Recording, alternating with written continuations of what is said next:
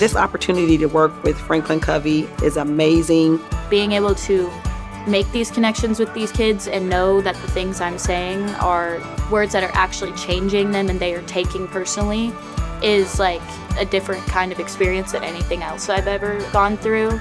We call it Lead It for a purpose. One, we want you to live a social connection where you're getting to know other people, exploring and building relationships. I see the students transform from these shy individuals to learning skills that would help them throughout life, as well as help other elementary kids learn leadership skills.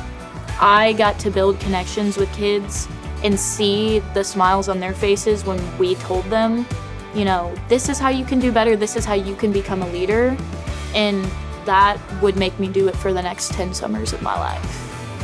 E is exploring the 7 habits of highly effective people, the paradigms and practices and principles, and we do that in a real gamified way so that we're having fun and engaging.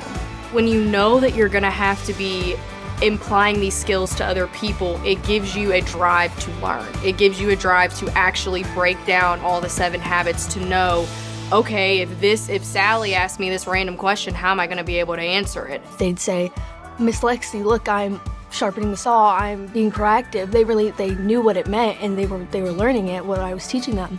And then we alter it. Like we're really thinking about our paradigms and our practices of our own life and how we might alter them to be more effective and in a much more creative way. I learned how to lesson plan and how to change things if the kids were a little bit crazier that day or if they were tired that day. How I took it was, what would I want if I was that student receiving this message? What would I want to get out of it? So that's what I replicate into the lessons every single day. You have to change what you have to do just for someone else to like understand better. And then D is for discover. We're going to discover about ourselves, and the way we do that, although we're having fun in a social way and we're doing games, but we also take time to be very reflective about ourselves, and we discover about ourselves through this reflective component. You find out more about yourself through it, actually. Like teaching younger kids, like you'll see like, oh, I used to do this when I was younger.